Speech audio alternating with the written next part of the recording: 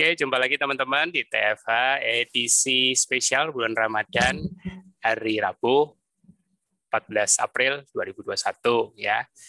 Bersama saya bukan bersama Mas Tio. Mas Tio karena ada ibadah bulan Ramadan yang harus ditunaikan. Jadi kali ini di bulan Ramadan edisi spesial TFH-nya bersama saya dan juga masih beberapa narasumber, tapi bukan narasumber nakes ya. Kita ambil dari narasumber teman-teman warrior yang sudah masih melakukan ketofastosis lifestyle, ya kan?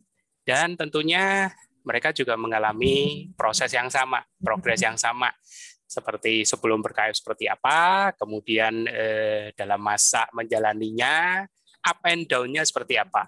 Ya, nah ini yang mau kita menarik, yang mau kita simak sama-sama, mau kita kepo. Nah malam ini narasumber kita adalah Kosugi Hartono atau Kosugi, biasanya kita panggil. Halo, selamat malam, Kosugi. Malam-malam, Pak Bobi. Ya, gimana nih kabarnya? Makin baik. Oke, Kosugi, ini kita semua kan sering nih, TFH itu biasanya kan yang ngisi nakes, dan ya rata-rata audiens kita kan emak-emak ini kan suka keriting kalau udah, walaupun Mas Tio sudah jempol banget ya, double jempol ya untuk bisa mengawamkan ya, tapi kadang-kadang kita perlu juga nih narasumber yang seperti Mas Sugi ini ya kan. Nah nanti selama bulan Ramadan akan banyak nih ya, minimal ada 8 ya. Nah boleh dong Mas Sugi juga cerita seperti narasumber nakes, tidak usah bahasa alien, tapi dengan awalnya itu bagaimana, kenapa awalnya kok melirik KF, atau mungkin juga pernah skeptis atau bagaimana. Monggo Mas, silakan. Oke, baik. Jadi awalnya itu saya mengenal keto itu dari kawan saya sebenarnya, bukan, tapi dia sendiri bukan praktis keto. Kemudian dia bilang, nih ada teknik diet baru namanya keto katanya. Apa itu keto? Kok namanya lucu kayak ketoprak gitu kan? Ketoprak. Nah, dia bilang ini enak, dia bilang makan daging aja, dia bilang lu makan daging aja, dia bilang. Kalau kayak adik gua makannya tuh kayak KFC doang, dikletekin kulit-kulitnya. Itu 2015 dia cerita. Oh, jadi makin menarik juga ya, saya beda sama diet lainnya ya. Iya, itu aneh kan. Orang lain menghindari daging-dagingan begitu, lebih banyak ke sayuran, kok lebih banyak daging gitu. Heran sih. Penasaran kan? Tapi akhirnya saya lupa. Nah, pada akhir 2017 di Oktober nggak salah saya sakit. Oh, oke. Sempat sakit ya? Sakit peradangan di lutut itu sampai bengkak. Masih jalan. Saya ke dokter ahli saraf, bilang ini masalahnya adalah bantalan di lutut sudah menipis. Sebentar, aku agak bingung. Kok ke lo peradangan di lutut kok malah ke dokter saraf ya? Harusnya ke dokter tulang. Ahli saraf. Jadi saya pikir ada saraf kejepit apa, kalau bengkak sekali. Sempat kepikir gitu. Ya, dia ronsen, ternyata ini masalah peradangan di lutut karena bantalan sudah menipis. Itu saya tanya akibatnya dari mana? Karena dari obesitas. Oh, waktu itu gemuk banget ya, Kosugi. Gemuk banget. dan juga kerjanya kan turun naik tangga segala macam, jadi itu makin berat di lutut. Oke. Nah, dia tanya mau pakai obat ya atau mau diet. Nah, kalau pakai obat dia dipaksa, badan kita nggak tahu gimana tekniknya, nggak tahu gimana, dikasih obat dia bisa kurus. Oke. Tujuannya supaya ngurangin berat badan ya? Ya. Akhirnya saya memutuskan, udahlah saya coba yang lain dulu. Nah, saya teringat langsung temen ngomong gitu soal keto itu. Oke. Mencari yang paling gampang saya cari, yang paling gampang saya cerna itu dari YouTube, karena lewat audio visual lebih mudah menurut saya untuk belajar dibanding saya cuma baca yang agak pusing lah gitulah. Oke. Audio visual, ya. Nah, ketemulah keto dari barat sana kan. Oke. Nah, dari siapalah namanya dokter Beck apa saya pelajarin, terus saya googling ketemu ketofastosis, ada ketogenik Indonesia. Nah, dari situ yang pertama saya pelajari adalah makanan keto itu apa gitu kan. Apakah benar cuman daging-dagingan atau gimana kan. Nah, saya pelajarin dulu tuh sampai awal 2018 tuh. Lama juga ya. Iya. Saya kan belum langsung percaya bahwa ini aman gitu. Saya nggak percaya loh. Oh, oke. Walaupun ya dirasa awalnya sempat kepikir enak nih dia, tapi bener nih ibaratnya gitu kan. Iya. Soalnya kan resikonya kan papa saya kan kena pemakan segala lah papa saya lah ya. Tapi lebih banyak daging-daging gitu, dia kena stroke juga gitu kan, meninggal ya kan. Oh, oke. Nah, ya kita masih dulu mungkin terbawa pemikiran bahwa lemak itu bisa merusak pembuluh darah lah, apalah. Itu kan, dari daging lah, apalah gitu kan. Tapi setelah saya baca-baca, apalagi di ketofastosis, buset ini nggak salah ini, disuruh karet suara sih. Waktu itu udah ada testimoni belum? Belum ya. Jadi benar-benar masih tanda tanya besar ya. Iya, bener enggak iya. gitu. Ini bener apa enggak sih ya? Tapi saya baca lagi, ternyata ya memang untuk hewan itu aman banget. Tapi dengan tanda kutip tanpa ada kandungan karbohidrat yang berbahaya. Yang bisa ada efeknya lah gitulah. Saya cobalah nekat lah akhirnya nekat. Ada nekatnya juga. Iya, akhirnya nekat sih nyemplung nekat. Bulan pertama turunnya banyak loh, 45 kilo. Kaget saya kan. Oh. Kaget saya loh. Antara seneng tapi juga makin ketir-ketir. Iya, kaget juga iya. Antara seneng kaget. Ini edan banget kan dibanding sama diet yang lain nih. Ini edan banget. Turun cepat dan tidak lemes. Itu yang saya cari. Turun cepat dan tidak lemes. Oke. Nah, masalahnya lagi ada emang saya di situ sih saya saya tuh kadang-kadang tuh suka apa sih namanya coba-coba ya. Coba terus ini kayak metode ini bisa mempercepat gimana sampai akhirnya saya minum kopi segala macam, memang menimbulkan pembuangan air yang gila-gilaan sih kopi itu. Itu melambat turun BB itu sangat cepat sekali kopi itu. Tapi efeknya bikin oleng. Karena ada pengurusan dari mineral atau apa saya nggak ngerti lah saat itu. Terus juga olahraganya pun saya tingkatin, tapi saya lebih banyak saat itu main di kardio. Main di kardio ya. Ya, tapi salah juga saya ternyata di situ. Otot saya kegerus. Karena? Ya, karena saya merasa kardio ini tidak men-challenge otot ini gitu loh. Semua badan tuh enggak. Cuman di beberapa dia bakar, tapi ya tidak penambal atau gimana saya nggak ngerti, tapi kegerus gitu, habis. Sampai ada foto saya di bulan-bulan akhir 2018 tuh sangat kurus gitu. Sangat kurus. Teman saya bilang yang orang gym bilang otot lu kena nih katanya, lu mesti banyak makan protein lagi katanya. Ya karena saat itu memang saya lebih banyak ke omat sih dan kurang menurut saya asupan protein ini. Pas lagi sering omat, maksudnya 1 meal a day, terus lagi intens olahraga juga. Iya betul. Itu di KF yang keberapa itu kok? Saya masuk di KF itu mulai full KF itu di bulan April. Ini pasti 3 tahun nih, April ini sih. April 2018. Iya. Kemudian yang otot kegerus itu kapan? 3 bulannya lah. Karena saya masih ada salah jalan juga tuh. 3 bulan. Habis otot saya habis. Oke. Terus karena salah jalan, akhirnya saya ikutin yang Mas Tio bilang harus ke gym. Jadi saya tinggalin kardio itu. Oh. Weight training. Oh, oke. Weight training. Terus saya pertama kali ketemu sama Mas Tio di Pasar Baru, dia lebih memberikan pencerahan lagi bahwa weight training itu bagus buat nemuin otot saat di keto. Nah, di situ saya lebih intens lagi. Oke.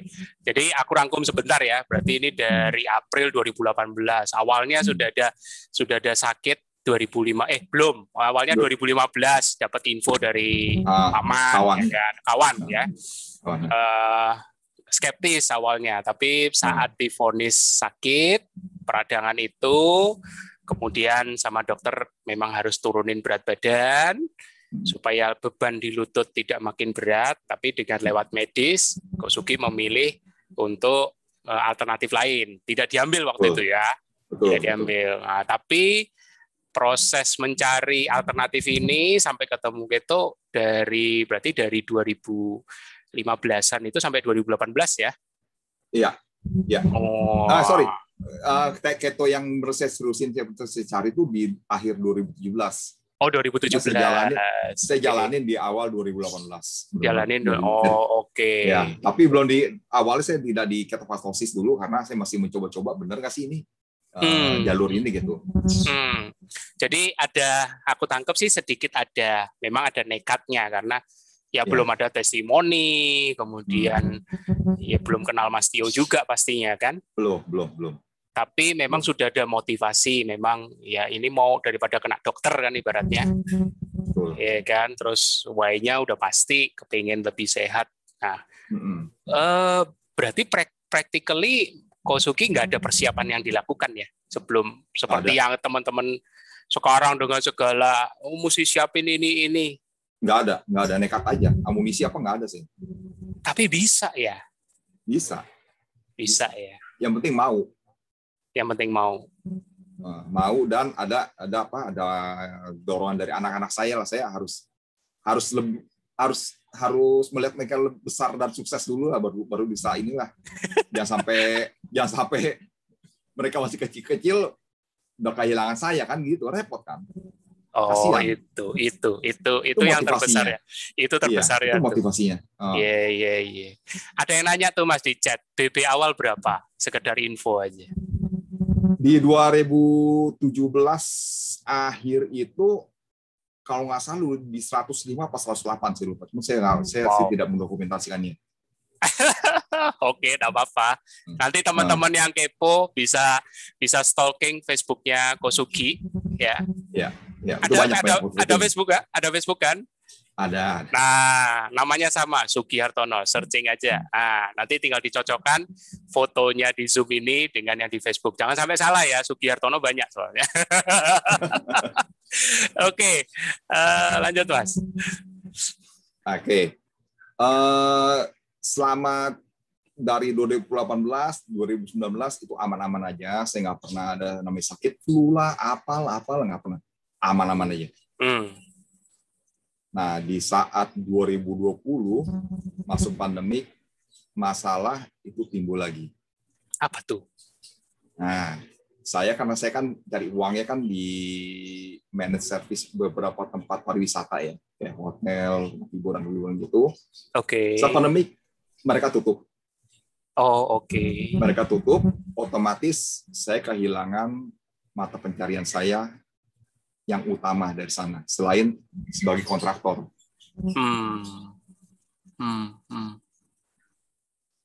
Bulan Maret nggak salah baru tutup. Terus ditambah lagi pas di bulan April 3 proyek saya yang besar-besar kayak di beberapa apartemen di pending. Dan itu pun saya kehilangan uang sangat besar sekali karena sudah investasi barang-barang dan lain-lain. Terus cukup stres saya. Berbulan-bulan nyari jalan keluar bagaimana ini caranya untuk masalah hutang usaha ini kan di supplier saya kan, dan juga untuk anak-anak saya bisa hidup makan dan lain-lainnya. Udah nggak ada mata pencarian sekali. Aduh. Oke. Nah, terus itu yang bikin berat. Akhirnya saya jatuh sakit. Awalnya yang saya rasakan adalah sakit dulu nyeri di otot semua. Nyeri di otot, semua nyeri di otot, ya kan. Terus asam lambung naik. Asam lambung naik, beser, bocor terus. Pipis terus ya? Nggak lama oleng. Nah, pas oleng, saya nggak bisa bangun lagi. Waduh, pingsan. Nah, jadi pagi-pagi tuh saya harusnya biasa jam 5 sudah bangun, ini nggak bangun-bangun sampai istri saya nanya, kenapa? Aduh, saya nggak bangun, pusing, takut jatuh sih begitu. Aduh. Oke. Nah, itu jadi setelah udah jatuh begitu, udah nggak bisa bangun, dikasih makan pun saya nggak bisa makan. Saya merasakan ayam itu seperti sabuk kelapa ya. Menurut saya kagak enak banget gitu, akhirnya saya nggak makan. Oke. Terus saya kasih tahu saya, tolong siapin air garam sebotol kalau habis isi lagi saya bilang gitu. Saya mau WF aja sih bilang itu. Saya WF lah. Karena memang tidak nafsu makan. Tidak nafsu makan dan mau tidur terus. Iyalah, gimana mau nafsu makan, ayam rasanya kayak sabut. Dipaksain juga. Nggak bisa makan. Nah, jeleknya lagi tuh saat jatuh sakit itu, kita nggak bisa tidur pulas. Malam pun nggak bisa tidur. Ngebayangin sih, bisa ngebayangin. Selama 3-4 hari begitu terus kan, tambah parah itu.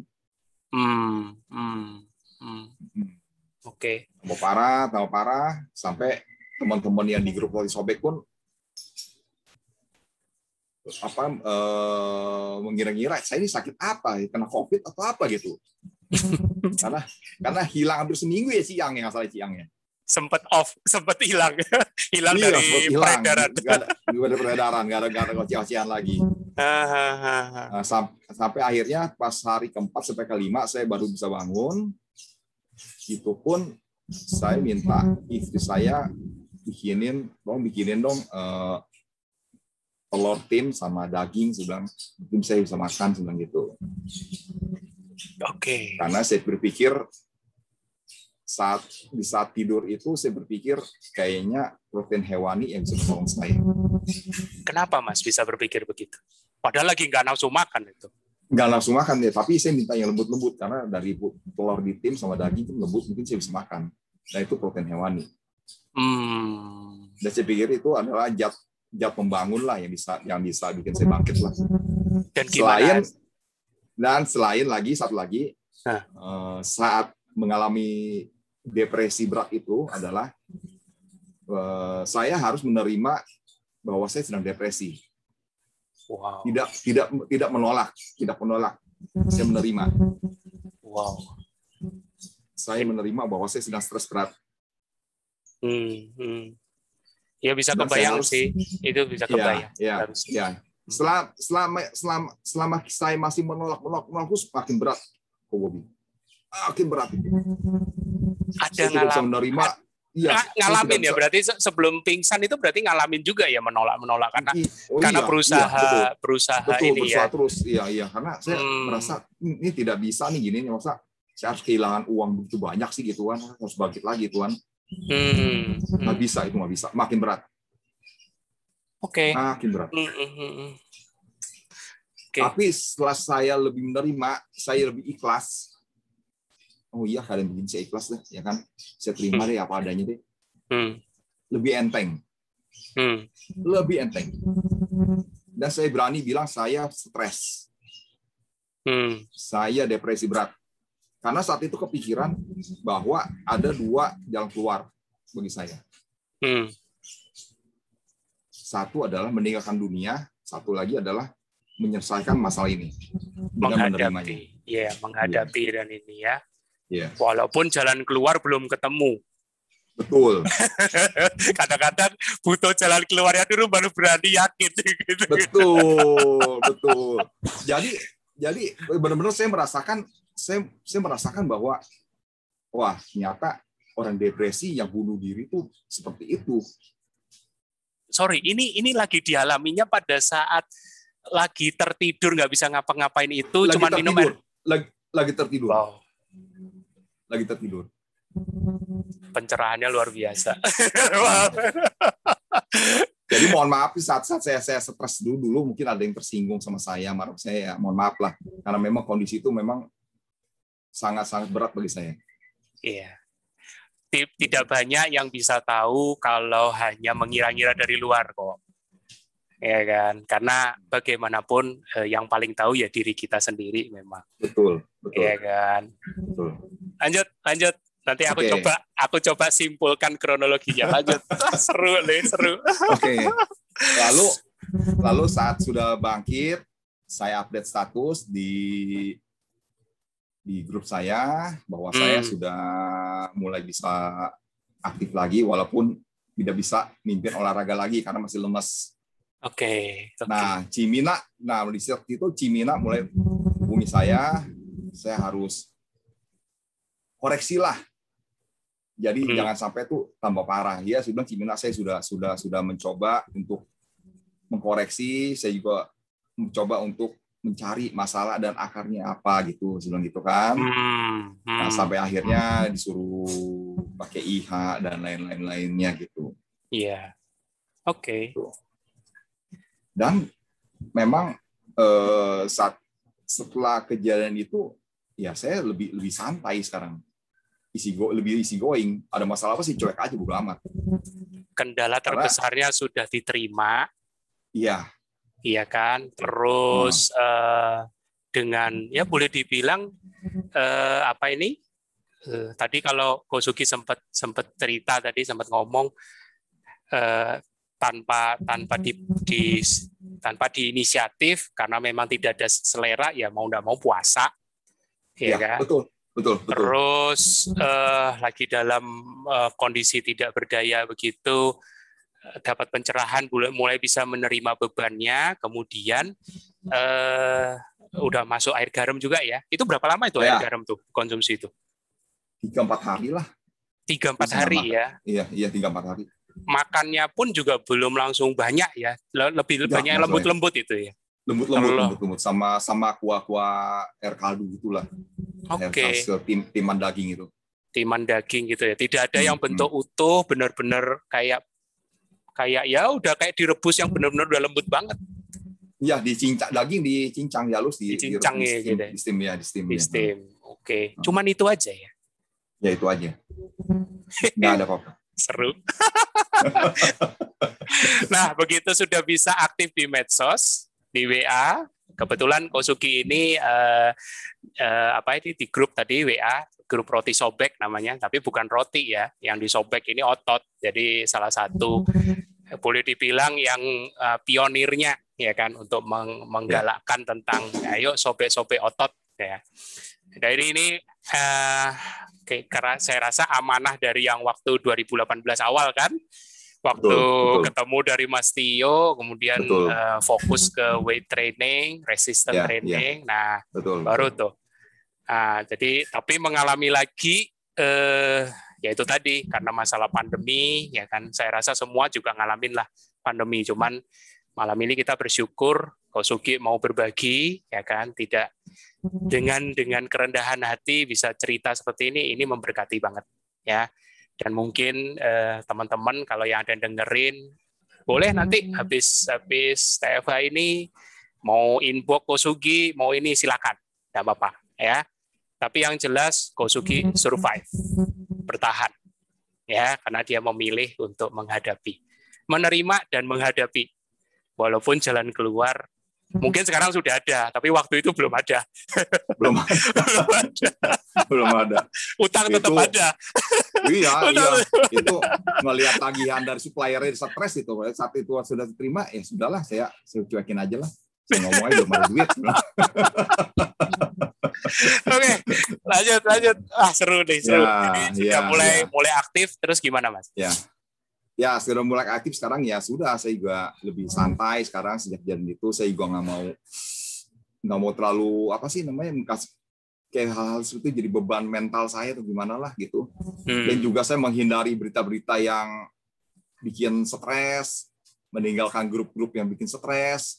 Semuanya yang bikin beban itu saya tinggalin semua. Dulu penggila grup WA juga. Kok sampai mau ninggalin grup WA ya, stres. Iya, jadi ada grup-grup teman sekolah saya, wah tiap hari kasih teror yang meninggal sekian kan gila itu namanya. Gara-gara COVID ada gini, terus ada ini. Iya, betul. Iya, masih ingat belum ada vaksin, belum ada ini ya. Iya. Oh, lockdown gitu. Waduh, iya. Gila kan mungkin, aduh ini benar-benar kan makan, walaupun saya tidak terpengaruh, tapi kan alam bawah sadar kena lah itu. Kosugi, berasa nggak itu waktu Kosugi nerima, waktu terbaring tidak berdaya, yang di atas itu kayak nguji loh, dengan pada saat Kosugi sudah membaik nih, ya kan, menguji komitmen Kosugi dengan bener enggak nih mau benar-benar bangkit dan menghadapi dengan diuji dengan itu tadi berita-berita yang berpotensi menimbulkan stres lagi. Aku kok berasanya kayak gitu ya, bener nggak ya? Kayak berasa kayak gitu loh, kayak kalau Kosugi nggak ngambil keputusan, nggak aku tinggalin deh itu grup WA, ya kan? Aku nggak yakin Kosugi sama dengan yang sekarang ibaratnya gitu, mungkin masih, iyalah, pasti mungkin masih terpuruk lagi. Yeah. Oh, pasti akan tersentil lagi lah alam bawah sadar itu nggak bisa bohong kok. Jadi kadang-kadang saya juga memberikan info ke teman. Memang sih manusia itu tuh tidak ada yang tidak stres, pasti stres. Oke. Tapi jangan ditolak, kita harus menerima.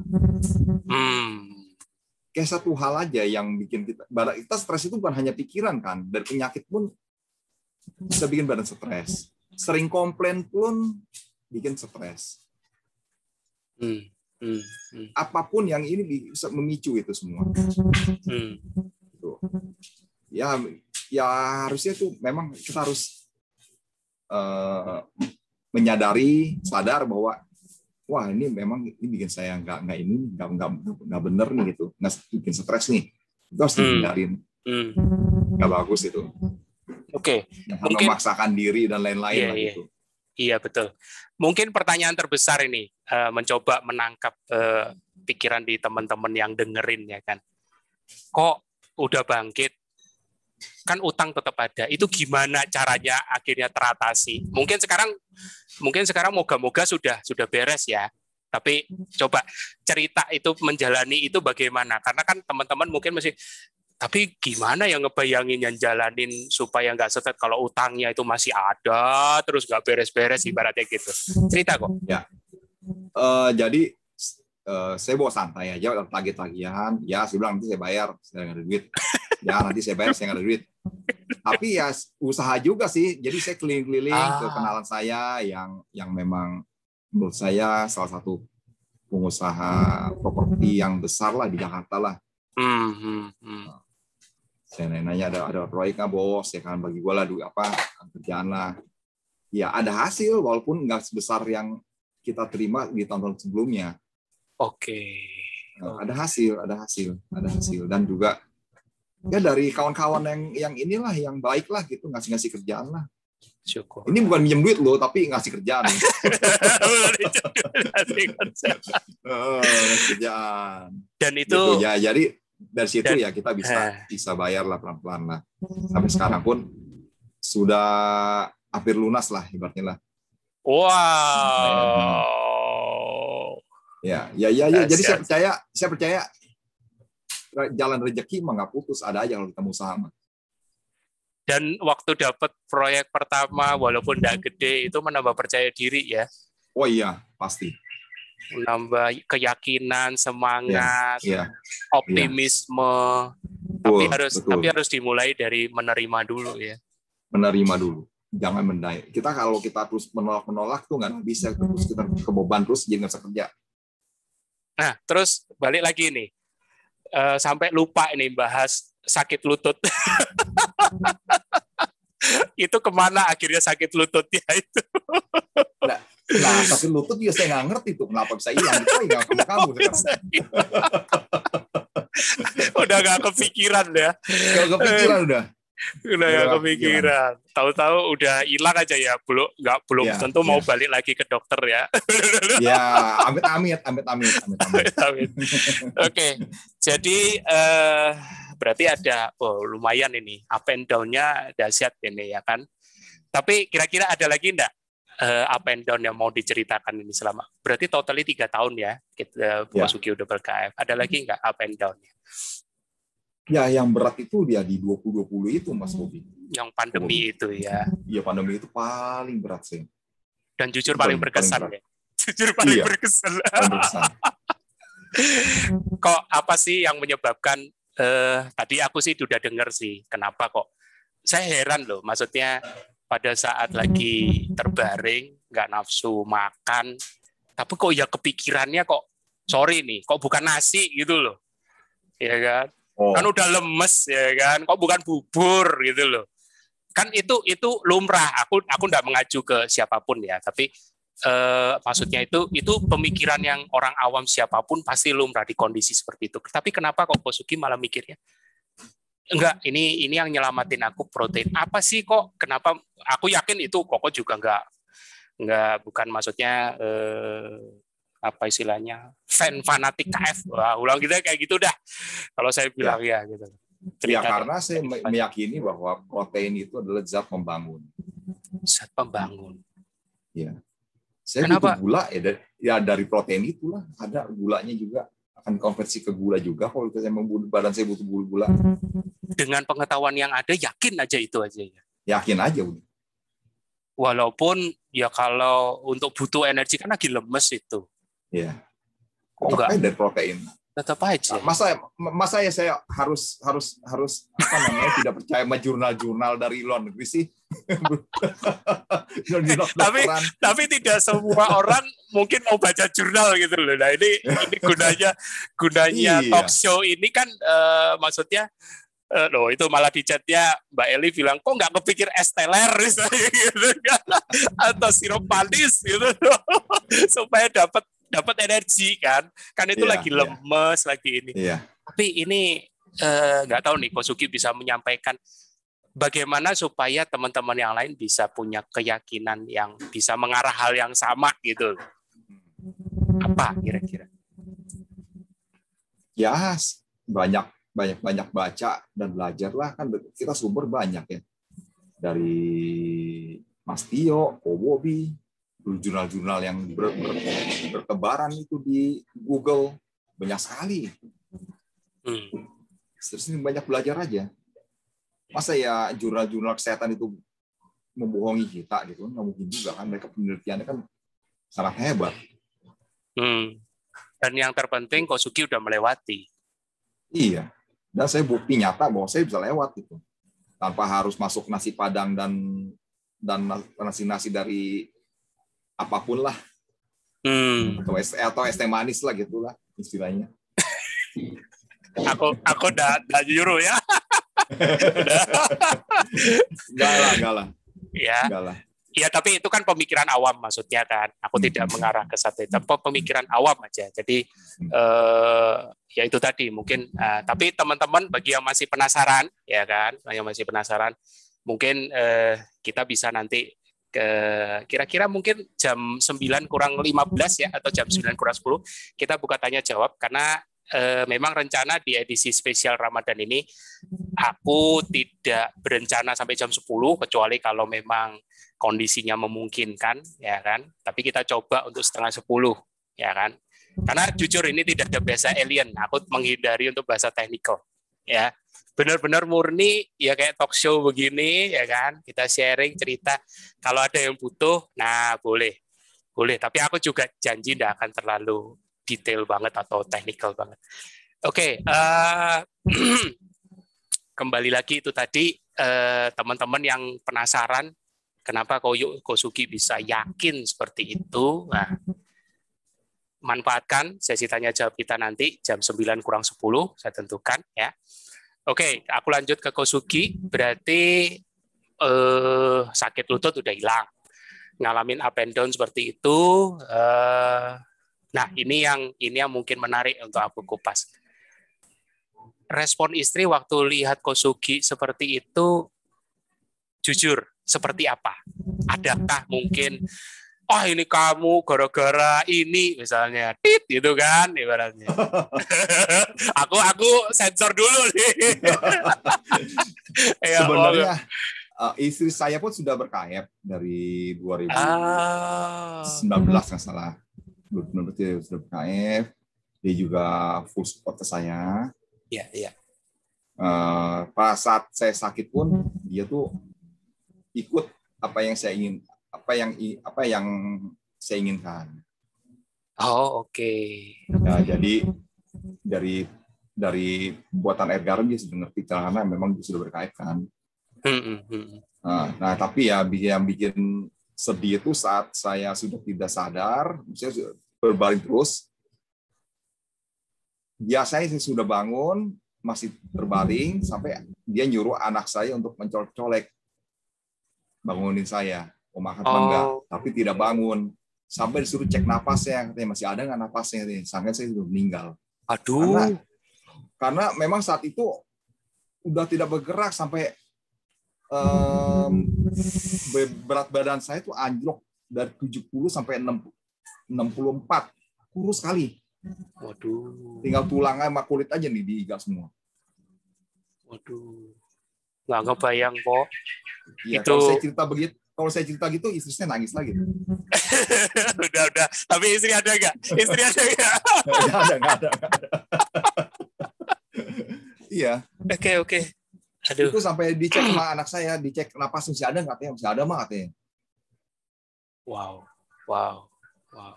Kayak gitu. Tapi setelah melihat Kosugi juga udah mulai membaik dan segala macam sampai akhirnya seperti ini, makin yakin ya berarti ya. Oh ya, yakin lah. Yakin ya. Dan juga ikut belajar dari hikmahnya ya. Betul. Oke. Ada sisi stresnya juga, istri? Pastilah. Ada juga ya. Pasti saat saya sakit ya mau gimana? Kan saya salah satunya yang nyari uang saya segala macam, dia sakit, terus anak-anak gimana? Dia pasti stres. Kalau saya kenapa-napa juga kan. Dan nggak bisa diomongin lagi, yang ini lagi terbaring. Dan juga saya herannya saya nggak ambil keputusan untuk masuk UGD buru-buru. Saya tetap bertahan di rumah. Wow. Kalau orang lain mungkin akan buru-buru UGD minta infusan, tapi saya tetap bertahan karena saya bilang ini pasti saya bisa lewatin lah. Itu loh Kosugi. Belajar meyakini itu loh. Kadang-kadang berbeda dengan yakin, tapi ada kan yang model, sorry ngomong nih, dalam tanda kutip, solidaritas buta. Ya kan? Karena melihat yang lain, oh enggak, yang lain juga enggak ke rumah sakit, aku enggak usah. Itu kan solidaritas buta ya. Tapi mungkin teman-teman di sini juga pingin lebih paham itu, kenapa kok Sugio yakin banget gitu loh. Itu kayaknya perlu belajar teman-teman. Iya, nggak tahu lah. Saya cuma kenal badan saya aja gitu. Oh ini yakin lah, saya nggak usah UGD suntik apa di infus segala lah. Kenal badan sendiri. Karena kenal badan sendiri. Berarti bekalnya, kalau boleh ngomong ini taruhan ya. Bekalnya itu dari Kosugi dari 2018 sampai yang 2020 itu ya. Betul. Pengetahuan yang didapat selama itu menjadi taruhan apakah Kosugi yakin atau enggak gitu. Betul banget. Wow. Kita membuktikan bahwa yang kita pelajari itu benar nggak sih? Diuji di situ. Betul.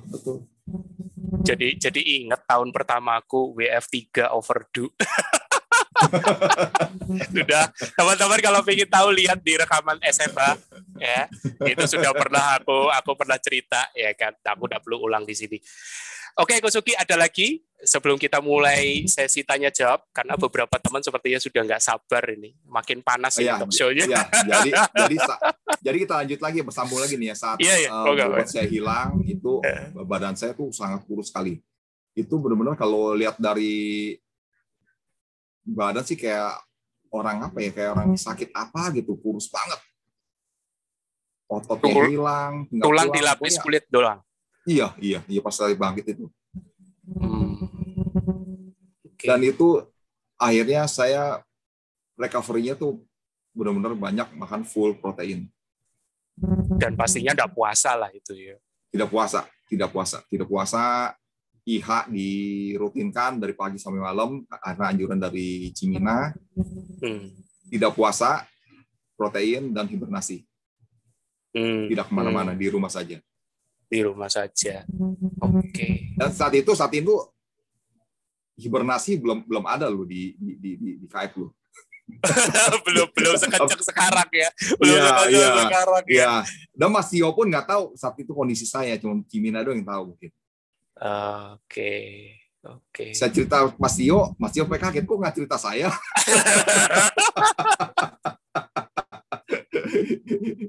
Ya Mas, bilang emang saat itu saya udah nggak kepikiran apa-apa, cuman saya cerita sama Cimina udah bantu saya, terima kasih sih bang, itu dibantu Cimina.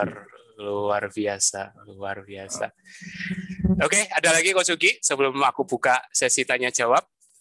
Udah cukup ya. Oke, teman-teman, pas kita jam 9:15 ya kan, moga-moga sesi tanya jawabnya akan lebih berisi ya kan, berdaging ibaratnya. Aku kasih kesempatan pertama Mbak Susi Agustuti, silakan. Ada raise hand ini, kalau mau bertanya bisa unmute. Halo Mbak Susi.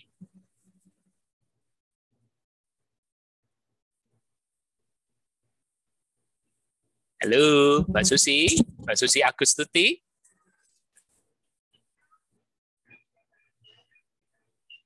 Ada raise hand nih. Ya, silakan Mbak Susi.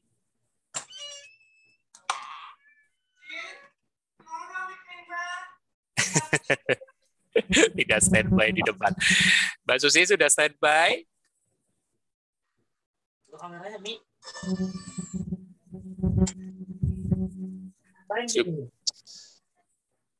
Oh, Mi ngapain? Halo, Mbak Susi. Halo, Mbak Susi. Bisa dengar suara saya? Lu ngapain biar apa sih, Mi? Oke, sepertinya tertekan ya. Mungkin resenya ketekan. Nanti kalau berkenan untuk bertanya lagi nggak apa-apa. Tadi aku sempat Mas ini kayaknya Tanujaya, Mas Tanujaya. Mohon maaf kalau saya salah manggil. Halo Mas Tanujaya, tadi sempat saya perhatiin di chat ada sempat nanya karena kendala di suara. Monggo saya berikan waktu untuk bisa tanya langsung ke Mas Sugi apa yang tadi sempat miss. Mas Tanu, bisa unmute? Mas Tanu? Halo? Halo Mas Tanu? Ya, silakan. Silakan. Malam. Silakan Mas. Monggo. Ya, tadi saya mau tanya sama Mas Sugi. Ya. Ada yang tergerus ototnya, yang otot semua atau gimana ya Mas Sugi ya? Ya, otot tuh istilahnya kok bisa di Google namanya muscle atrophy. Jadi saat kita kekurangan latihan untuk apa sih namanya merusak otot dan juga kekurangan protein hewani, itu badan tuh kadang-kadang kalau kita kelebihan defisit kalori itu dia ngambil dari otot untuk dijadikan bahan makanan untuk di tubuh. Berarti ini itu, aku lengkapin ya. Yang terjadi itu pada saat itu Mas Sugi ini lagi intensif latihan kardio. Betul. Dan kekurangan asupan itu. Berasa ya makin lama porsi makannya makin dikit ya waktu itu ya. Iya, betul.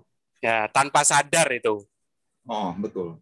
Nah, betul. Jadi yang tadi Mas Sugi bilang ototnya tergerus karena karena kan intensif latihan kardio, stamina, jadi energi yang dibutuhkan mau nggak mau ngambil dari ototnya, otot yang betul. Misalnya otot lengan, yang tidak terlatih, betul. Nah itu yang tepatnya, itu tepatnya. Jika dia terlatih tidak akan tergerus. Otomatis berarti berat badan turun ya Mas Sugi ya? Oh pasti, iya. tapi itu jelek lah menurut saya. Jadi peot ya? Peot. Kalau dibilang peot. Mendingan kayak sekarang saya berat badan saya naik di atas 70 tapi ya terlihat bagus gitu kan. dibanding kurus tapi ya karena penyakitan gitu kan nggak bagus juga. Oke. Makasih Mas Tomo, Mas Sugi. Iya, Mas Anu, boleh. Thank you. Nah, ini menarik nih. Berbicara peyot tadi kan istilahnya, ya kan. Karena banyak nih teman-teman yang menjalani awal keto atau KF itu kan juga takut dengan peyot, ya kan. Kalau Mas Sugi ngalamin karena over cardio, makanya berasa dan mengenali, oh ini otot lenganku digerus, ya kan. Tapi ada juga yang nggak seperti Kosugi, mereka juga ngalamin peyot. Teman-teman ada yang bilang, ya itu bagian adaptasi sih, ya kan. Karena air dibuang, lemak juga dibuang, ya kan. Nah itu membedakan peyot yang harus diterima, karena itu adaptasi, sama menghindari peyot yang seperti Kosugi ini, cara ininya gimana? Sorry loh Mbak Nanul, bukan gak jidir. Nanti Mbak Nanul aku panggil nih. Oke, lanjutin dulu. Jawab dulu.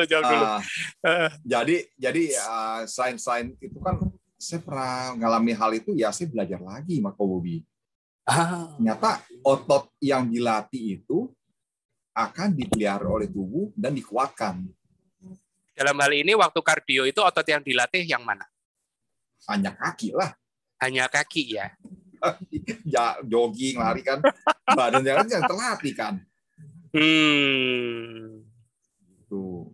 Oke. Jadi saat semua dilatih, tubuh kan dijaga bahwa ini masih diperlukan, lo tidak diambil lo gitu.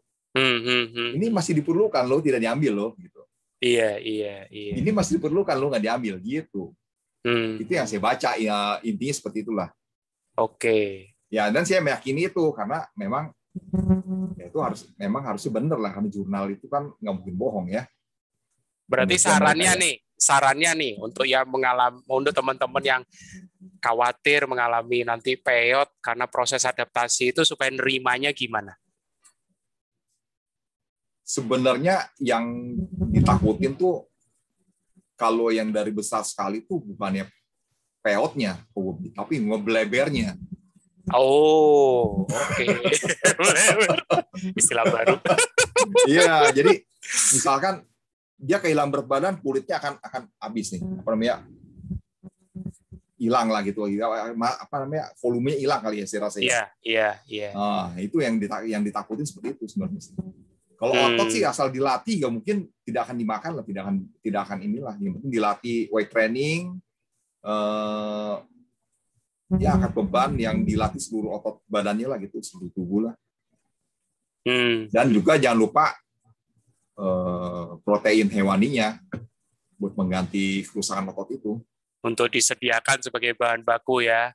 Betul, jangan sampai kebablasan hanya makan lemak doang ya, nggak ada penggantinya, susah juga nanti tambah peyot. Itu dia. karena masih banyak yang masih berpikirnya perbanyak lemak supaya tetap kurus gitu kan. Betul. Oke, ini menarik ini. Tadi aku mau tambahin sedikit. Jangan-jangan nih kalau memang peyot itu terjadi, ayo jujur. Jangan-jangan memang dari sebelum berKF masa ototnya udah kecil. Bisa jadi. Ya, jadi apalagi yang kerjanya kantoran, yang tidak bekerja di lapangan ya. Iya. Apalagi yang pernah terkena mungkin kena DM. Itu yang kena DM rata-rata kena otot juga itu, makan juga. Tapi tidak terlihat karena masih obes. Betul. Iya kan. Kalau yang sudah kemakan banget, yang tidak obes, ya memang terlihat sih ototnya makin lama udah kena. Kayak Kosugi juga yang waktu 2018 itu 3 bulan kena kardio ya persis penampakannya kayak orang diabetes kronis. Betul.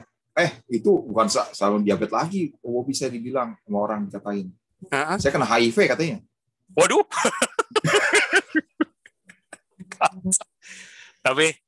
Tapi memang loh itu membuktikan 3 bulan adaptasi, tapi adaptasinya salah. Akhirnya terjadi progres yang arahnya memang salah. Ibaratnya gitu. Betul banget. Dan diuji lagi di 2020. Ya, waktu Kosugi itu benar-benar betul. Wah, dihantam dari segala sumber, dari segala penjuru, psikis, karir, lulus segala macam.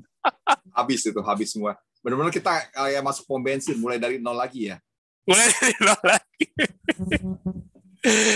Oke, teman-teman, ini seru ya. Ini kita masih banyak waktu ya. Jam 9 ya kan. Jadi teman-teman kalau masih ada yang mau bertanya, langsung aja. Aku masih akan melanjutkan ya. Jadi teman-teman tidak usah khawatir nunggu komandoku kalau mau bertanya, chat atau lewat raise hand ya. Oke, berarti Kosugi sedikit menggali lagi ya. Berarti Kosugi selama ini juga tidak ngitung-ngitung rasio atau fokus si lemak atau bagaimana, enggak ya? Nggak ada. Makan aja sih. Makan aja. Iya. Nggak dihitung-hitung ini lebih dominan protein, kalau ini enggak ya? Nggak ada. Nambah stres iya kalau dilakuin. Iya, betul. Pokoknya saya selama masih lapar ya saya makan. Oke, simple juga. Kalau kenyang udah stop. Saya nggak mikir gram-graman lah apa. Kecuali di kopi bersegar graman. Ada hobi kopi juga nih berarti. Iya. Ada hobi ya.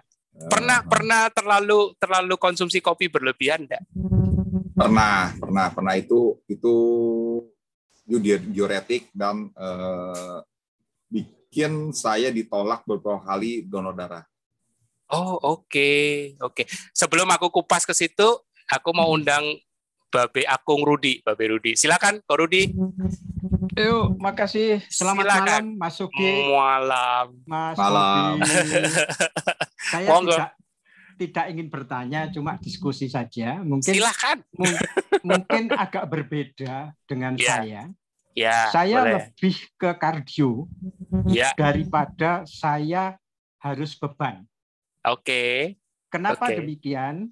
Karena saya ini adalah CABG atau kalau tidak begitu familiar, bypass jantung. Oh, oke. Nah, kenapa saya lebih memilih kardio? Karena memang saya sejak awal sebelum saya bypass itu saya main di sepeda. Nah, kemudian kalau kenapa saya terus memacu ke kardio? Karena saya harus menguji jantung saya untuk menstabilkan, melancarkan saluran darah baliknya. Karena terus terang saja saya bypass jantung itu diambil dari kaki saya. Berarti kalau seperti itu berarti arus balik darah ke jantung itu harus kita latih.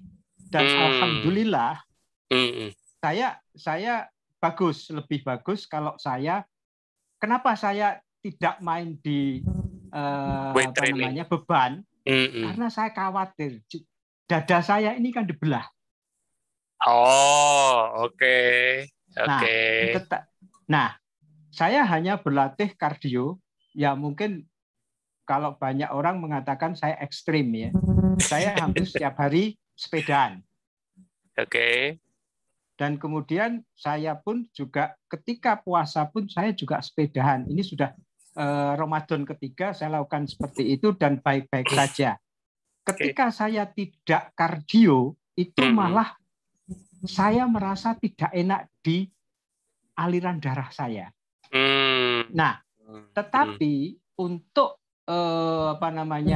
yang dikatakan peyot ya kemudian atau dikatakan menggerus. Ini saya hanya mengimbangi saja meskipun latihan beban saya minimal sekali. Saya hanya pakai dumbbell. Bukan tidak instan, tapi saya tidak berani yang angkat berat-berat. Misalnya harus pakai saya harus nge-gym segala macam, saya masih belum berani. Yes. Saya hanya pakai dumbbell mungkin sekitar 5 kilo saja, kemudian pakai karet itu saja. Dan alhamdulillah itu pun menurut saya bisa sedikit membantu ketika berat badan saya setelah saya bypass jantung itu 98 hampir 100. Sekarang berat saya 64. Dan saya tidak berani pakai video ya, mungkin bisa dilihat foto saya karena saya kebetulan ini saya cuma lumah-lumah. Dirancang jadi seperti itu. Tapi menurut saya masukan Pak Sugi bagus juga. Tapi menurut saya juga tidak, ya mungkin ada bagian tersendiri misalnya kenapa saya harus seperti ini, dan mungkin Pak Sugi itu juga harus berat, mungkin karena badannya sehat-sehat saja gitu kan. Ya, aku bilang itu case by case. Ya, case by case. Case by case. Ya. Saya tidak merasakan kalau sepeda ini menggerus. Mungkin sebagai gambaran saja, saya sebulan kurang lebih 1.400 sampai 1.500 kilo. Per bulan. Wow. Seperti itu. Ya, mungkin ini sebagai bukan ya, cuma saya hanya diskusi saja. Ya, menarik ini, saya Pak kira Rudi. Itu Pak Sugi, terima kasih, sehat selalu dan tetap semangat. Terima kasih, Pak Rudi. Sedikit tambahin aja. Itu pun angkat beban kecil-kecil pun nggak masalah. Yang penting itu kita latih otot-otot kita pakai, dan badan pun akan mendeteksi otot itu terpakai loh, jadi tidak akan saya hilangkan gitu. Ya, tidak akan digerus. Nah, itu yang saya maksud. Itu kalau zaman dulu saya main di functional training itu termasuk kita angkat galon air pun itu termasuk functional training. Kita melatih otot-otot yang dipakai. Atau bahasa ekstrimnya untuk kalangan emak-emak, skalanya emak-emak 1 kilo aja dumbbell. Betul. Mereka pun membersihkan, mencuci baju, dan itu melatih otot sebenarnya. Itu namanya itu salah satu fungsional training. Ya. Sip. Gitu. Jadi bukannya harus ke gym juga sih. Saya juga sejak aktif lagi di kantor ini nggak pernah ke gym lagi. Saya latihan di rumah, calisthenics saya mainkan. Dan berat badan saya nggak angkat berat lagi. Dan saya masih belum berani di atas 5 kilo. Saya takut kalau dada saya sobek, Mas. Karena dada saya nggak apa-apa. Dibelah. Itu kadang-kadang itulah yang membuat pikiran saya untuk main beban itu masih takut. Dan saya sebetulnya pengen ke nge-gym, tapi saya takutnya ketika emosi kemudian ngangkat terlalu berat, tiba-tiba robek. Takut exciting ya, Pak Rudi.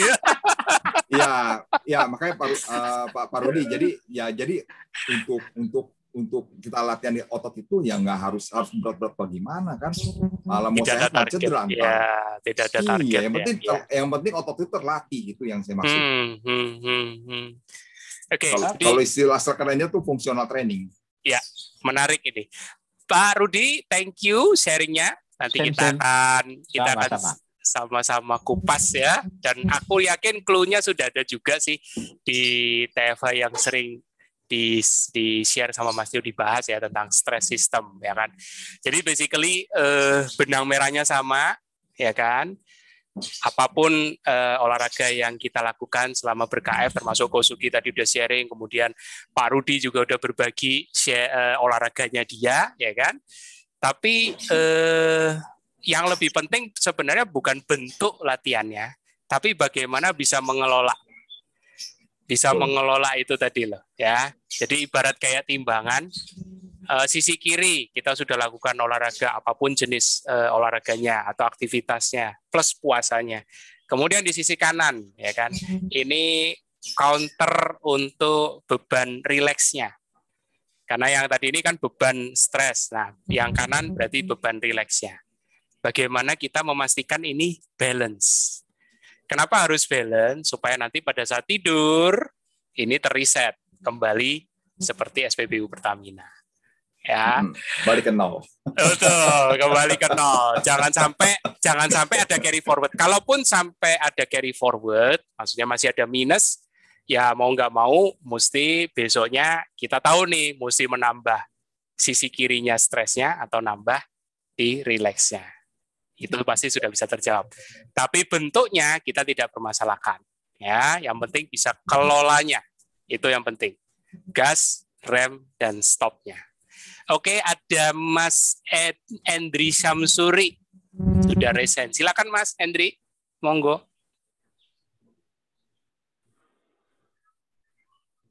Halo. Halo, selamat malam. Selamat malam. Berkenan ada video, langsung tak spotlight. Silakan Mas Endri. Monggo. Ya, gimana kabar? Udah lama nggak ketemu ya? Iya. Ya, salam kenal juga untuk siapa? Oh, Sudi ya tadi. Iya. Ya, salam kenal Mas Endri. Halo. Ya, kedengar suaranya aman. Sorry nih, kelihatannya videonya membantu ya. Oke. Jaringan saya jelek atau gimana ini? Aku coba stop video dulu. Kedengaran nggak ya? Kok putus-putus? Kedengaran. Suara Ko Endri kedengaran. Coba videonya di off aja dulu. Oke. Ya.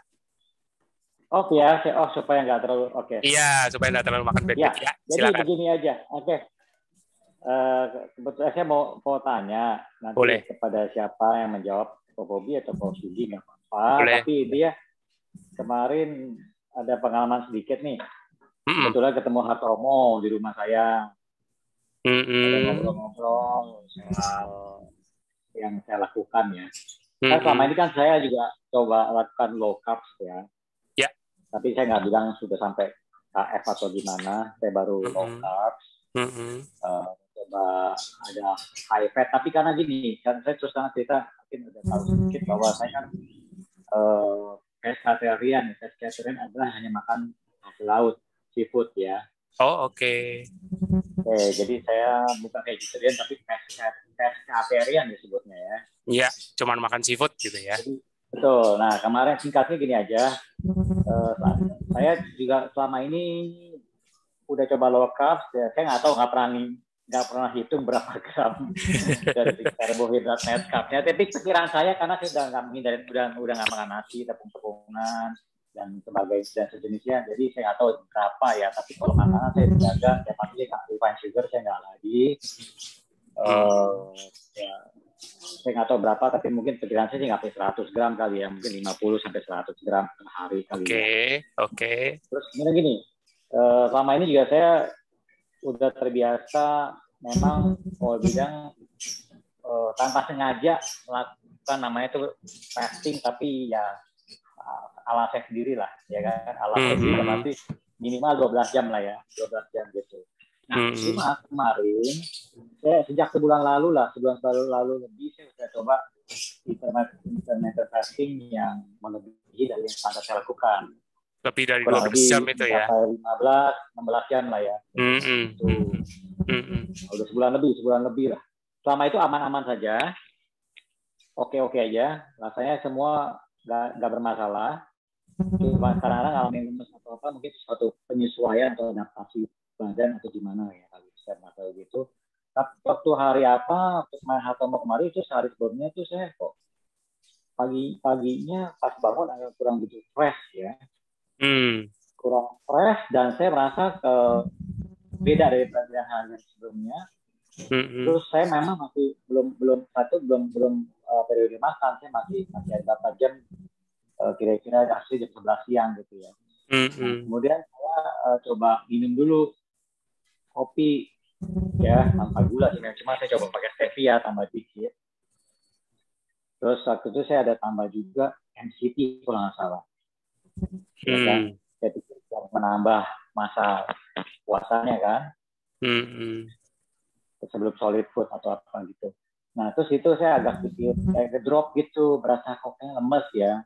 Makin lemes ya setelah melakukan itu ya. Ya low power gimana sih? Kok nggak connect apa kayak tangan agak lemes atau gimana? Nah, tapi saya sedikit sehari sebelumnya, malamnya itu hari Minggu malamnya Minggu sore saya olahraga. Ya. Sampai malam. Terus saya malamnya harusnya saya udah mulai puasa jam 7 karena saya olahraga tenis agak lebih sampai jam 7-an. Akhirnya saya mundurin puasanya jam 8 tepatnya. Saya makan biasa ya. Ikan gitu, sayur ikan. Terus setelah itu saya tutup dengan kopi juga. Kopi itu saya kopi hitam, kopi black aja, cuma saya pakein memang saya tambahin juga nggak salah creamer, tapi creamer yang MCT itu loh. Nah, setelah itu fine aja. Saya udah tidur, saya udah mulai jam 8 lebih, saya udah mulai fasting. Nah, saya bangun paginya, terus kan masih lanjut fastingnya. Lanjutnya yang saya cerita tadi itu. Nah, setelah pagi itu saya kopi lagi. Memang tambah stevia agak saya kelupaan, saya 2 tetes sedikit kemanisan gitu kan. Terus saya brewing kopi lagi sendiri, saya tambahin lagi kopinya supaya lebih menghilangkan manisnya gitu kan. Iya. Terus saya minum, nggak tahu itu setelah itu respon badannya kok atau pengaruh kopi atau pengaruh sehari sebelumnya atau saya nggak ngerti, tapi hari itu saya benar-benar full lemes per hari itu. Iya. Bahkan setelah saya buka pun periode makan saya jam 11 saya makan masih lemes sampai terus lemes sampai saya sore ke kantor, saya mau balik nanti ke rumah. Saya dan saya ini saya kayak kurang oke. Saya mau istirahat aja deh. Nanti cuma minum air putih gitu kan. Apa saya mikir sendiri apa sebenarnya saya terlalu acidik atau gimana ya, pengaruh nggak atau gitu, saya cuma mengira-ngira sendiri. Kemudian saya akhirnya cuma malamnya saya makan lagi sedikit, dapatnya aja selera karena agak lemes nggak gimana badan. Habis itu saya tidur lebih cepat deh. Saya katakan tidur lebih cepat. Jam 8 saya udah coba tidur gitu kan. Biasanya kan saya mungkin jam 11 gitu atau lebih. Nah, terus saya tidurin, bangun pagi, seger saya situ. Seger, saya bingung. Saya bilang, mau kemana? Saya udah bangun 5:30 kan. Saya udah bangun 5:30, mau kemana? Saya mau tenis. Saya mau hobi tenis ya. Iya. Gitu. Jadi pas minggu main, Selasa saya lagi. Dia bilang, udah seger, yakin kamu? Mau dites macam-macam atau apa ini dan enggak. Hari itu kan saya seger tuh, Selasa. Nah, saya nggak tahu, makanya saya tanya Hatomo waktu datang ke rumah, apa ya saya juga nggak tahu penyebabnya apa gitu kan, apa salah apa saya udah Hatomo udah bilang mungkin apa malut, apa udah atau saya nggak ngerti istilahnya. Cuma saya juga lagi mempelajari diri saya mempelajari pattern saya harus gimana, saya sebagai pattern saya gimana, itu saya dipelajari apakah saya kekurangan ini atau kelebihan ini atau salah apa, nah itu. Oke, thank you. Pengalaman itu yang saya alami. Saya mau tahu nih dari master dan suhu-suhu di sini. Enggak lah, kita sama-sama belajar ya. Belajar. Karena saya cuma newbie dan juga saya bukan praktek 100%, masih belum lah. Karena masih cicing-cicing makanan ada, tapi saya coba-coba. Nggak apa-apa. Kalau bisa tidak, itu hindari. Oke, jadi yang dialamin Mas Endri ini murni awalnya itu overstress. Jadi overstressnya ini aku enggak ngomong stres psikis ya, bukan stres di pikiran ya, tapi stres tubuh ya. Stres tubuh itu begini. Segala input yang diterima otak lewat seluruh indera kita. Seluruh input itu adalah stres. Ya, jadi lewat panca indera itu udah pasti. Kemudian tentu juga psikis. Ya. Jadi itu semua akan mempengaruhi kerja stres system. Nah, dalam hal ceritanya Mas Endri, stres sistemnya apa nih dipengaruhi sampai agak drop itu? Pertama, puasanya ada peningkatan tuh. Dari yang biasanya cuma 12, naik jadi 14 sama kadang-kadang 16. Itu yang aku tangkap. Betul ya? Iya, betul. Kemudian terus ada peningkatan olahraga juga, sempat malam olahraga kan? Iya. Ya. Betul. Itu udah pasti stres. nambah beban stres maksudnya. Jadi bayanginnya kayak tabungan ini ya, punya modal 1 juta, udah ke debit 2 faktor nih. Penambahan puasa sama penambahan olahraga. Ketiga, yang tadi sering disebut kopi, Mas. Oh, iya. Nah, kenapa kopi ini menjadi penambah stres? Kopi itu secara fisiologis dia kan mengandung kafein. Yeah. Kafeinnya itu memicu adrenalin, Mas. Oh. Adrenalin itu bagian dari stress system. Jadi kalau Mas makin banyak minum kopi, udah pasti itu. Itu menambah debit dalam tanda kutip. Nah, waktu Mas merasa, kita coba lihat kronologi pada saat Mas Hendry mulai merasa membaik pas seger. Apa yang Mas lakukan? 1, Mas berhentikan olahraga. Iya. Ya kan? Tidur lebih cepat. Iya. Puasa lebih pendek, betul ya? Iya, betul. Saya kurangin. Betul, makanya itulah memberesi di 3 faktor penambah stresnya. Mas Hendry memberikan faktor counternya. Oh iya. Otomatis keriset, makanya besoknya seger. Iya. Murni itu. Tapi memang benar itu kalau Mas Bobi bilang stres dalam hal stres olahraga bisa jadi karena pas hari Minggu kemarin sebelum saya lemes itu hari Seninnya minggunya biasanya saya jarang olahraga. Biasanya dari Minggu saya jarang kayak gitu. Yes. Karena saya bisa mau main, saya ngedrill sendiri 1 jam termasuk ngedrill itu termasuk high intensity sih karena saya terus-terusan pukulan nggak berhenti. Iya. Kemudian tuh itu high intensity training termasuk tuh. Ya. Nah jadi setelah itu saya break sebentar karena hujan, saya main lagi sama anak-anak teman saya di lapangan lain yang double. Jadi boleh benar juga, benar. Kalau setelah ini sorry saat itu saya agak tanda kutip bukan agak yang benar overtraining sih. Iya. Jadi overtrainingnya betul dari segi Mas Hendry melakukan tenis malam itu kan, malam Senin, ya kan? Dari sore sampai malam ya betul. Tapi gejala yang Mas alami memang mirip dari overstress itu, mirip gejalanya dengan overtraining. Ibaratnya mirip banget. Betul banget. Yeah. Nah, itu yang Mas Sugi tadi juga sharing waktu dia di bulan ketiga KF sudah ketosis, ya kan? Ketosisnya lewat KF, kalau Mas Hendry kan lewat low carb, ya kan?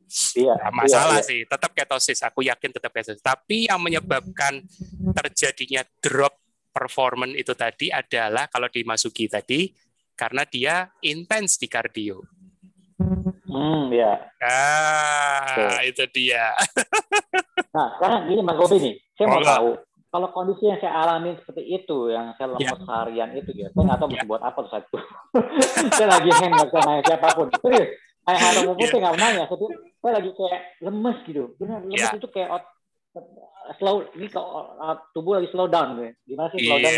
Iya, pasti kayak rem mendadak, harus rem mendadak. Iya, betul. Kayak gitu, saya penyetirnya juga hati-hati banget nih. Saya lagi kayak gini kan.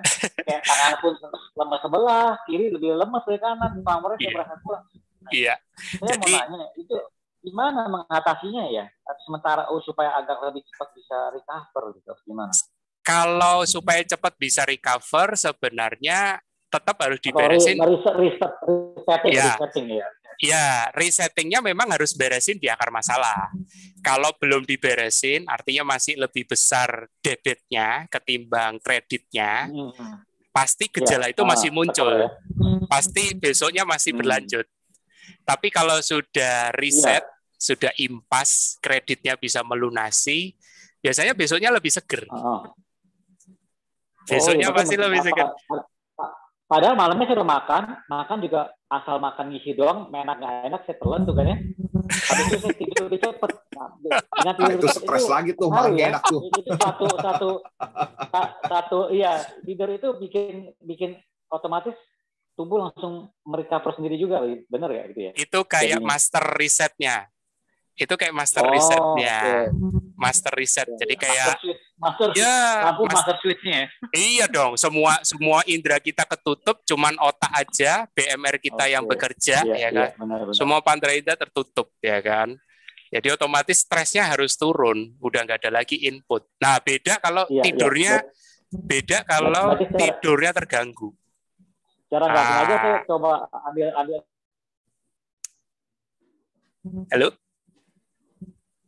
Halo, Mas Hendri. Oke, kayaknya sinyal. Nah, aku lanjutin. Jadi beda kalau kasusnya tidur sudah terganggu. Aku nggak tahu Kosugi tadi sempat. Kalau tidur cepet nih. Pas tidur. Jadi aku lanjutin. Jadi beda kalau ceritanya tidurnya sudah keganggu karena tidur itu master resetnya, ya kan? Nah, aku nggak tahu Kosugi juga ada ngalamin nggak di bulan April 3 bulan setelah ber-KF sampai yang pandemi itu ngalamin susah tidur juga enggak? Tapi harusnya sih kalau lihat perbaikannya ya moga-moga sih enggak sampai. Tapi kebayang itu kalau misalnya tidurnya juga masih keganggu, nah itu recovery-nya pasti butuh lebih lama. Ya, nah aku sempat juga bahas di TFA sebelumnya, tidur itu jangan cuma ngejar di jendelanya. Ya, jendela boleh panjang, tapi kalau di jendela panjang itu sering kebangun-bangun, walaupun masih bisa tidur lagi, coba deh bedain, rasakan perbedaannya kalau tanpa kebangun, walau jendela tidurnya pendek, itu jauh lebih seger mana? Lebih seger itulah. Yang nggak kebangun.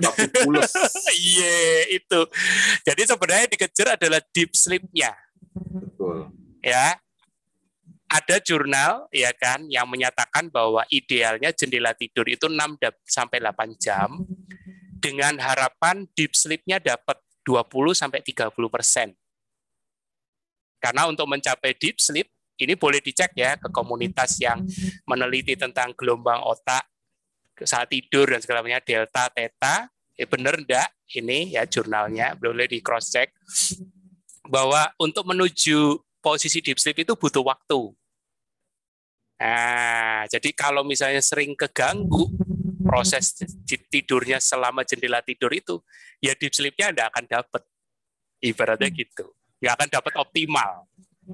Ya kan? Ada sekarang alatnya bisa mendeteksi yang pakai di smartwatch, cuman aku nggak saranin. Nggak usah kepo, nggak usah juga kaparno, nanti mesti beli alatnya biaya lagi. Apalagi terobsesi mesti dapat target sekian. Aduh, tambah kusut nih. Iya. Nah, itu yang banyak terjadi Kosugi. Itu yang banyak terjadi. Jadi karena ngejar 6-8 jam satu. Yeah. Bukannya salah, betul itu. Cuman cara memahaminya jadi salah, ngejarnya sebagai target.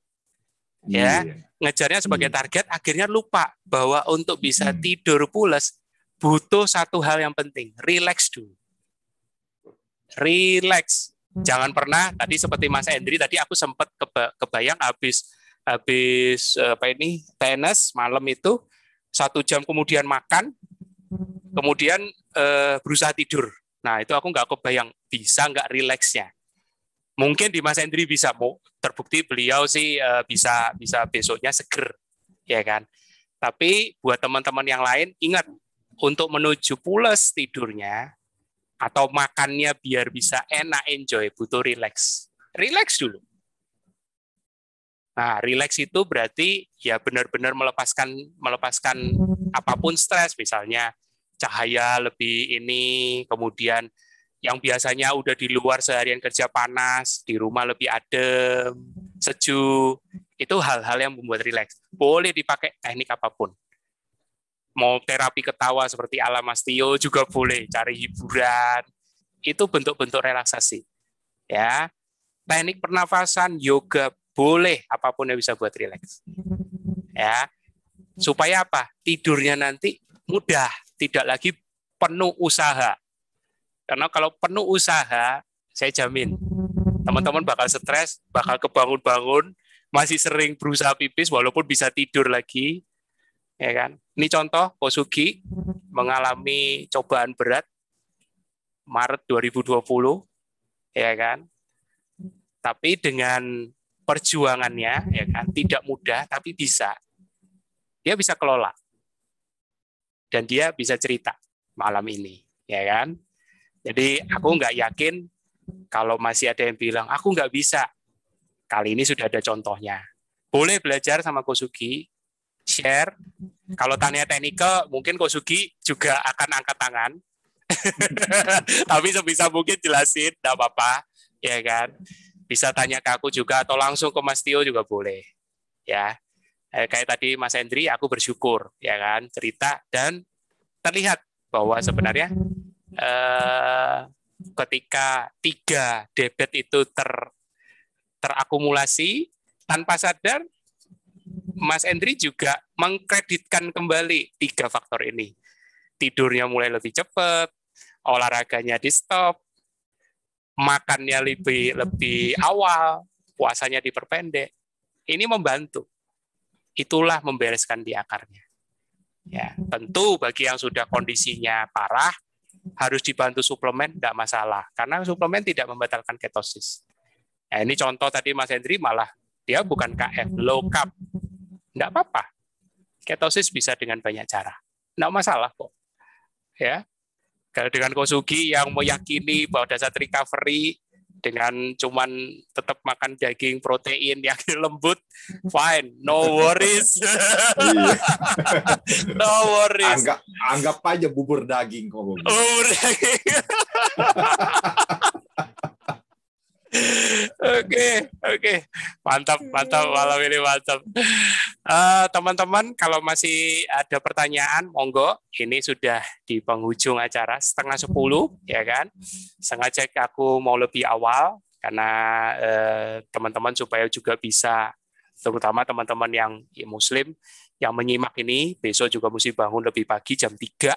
Ya kan, 3:30 mungkin udah mempersiapkan untuk keluarganya. Monggo, Kosugi, kalau ada pesan dan saran kepada yang lain, dan bagi mereka yang belum sempat melihat langsung, datang hadir langsung di Zoom ini, nanti melihat rekamannya, silakan pesan dan sarannya ke teman-teman. Ya, jadi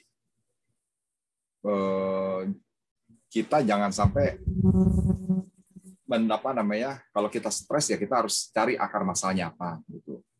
Dan jangan menolaknya, tetap terima dan ikhlas. Jangan sampai menolak, terus terima dan mengakui bahwa saya stres gitu, depresi. Jangan oleng dikit dianggap kekurangan sesuatu, lemes dikit kekurangan sesuatu, harus makan balik lagi yang karbo lagi, gitu. Malah nggak sehat ini. Iya, oke. Luar biasa, Kosugi. Aku jadi mendengar begini, pengen ngupas lagi, tapi waktu juga yang membatasi, ya kan? Waktu juga yang membatasi. Jadi teman-teman pastikan teman-teman jangan pernah lupa bahwa teman-teman harus punya pengetahuan yang cukup. Kosugi aja butuh waktu dari 2017 sampai 2018 untuk memastikan bahwa diet ini dalam tanda kutip, ya kan, oke, secara jurnal, secara logika, tapi tetap loh, Kosugi butuh lompatan, butuh kenekatan juga, karena belum ada testimoni saat itu. Nah, kalau teman-teman yang belum mencoba, ingat kata-kata Mas Tio, learning by doing. Teman-teman sekarang masa ini jauh lebih ringan. Kenapa saya bilang ringan? Ada testimoni, ada saksi hidupnya, ada living proof-nya. Monggo belajar, tapi jangan ngeplek atau berusaha menyamakan 100%. Lihat benang merahnya.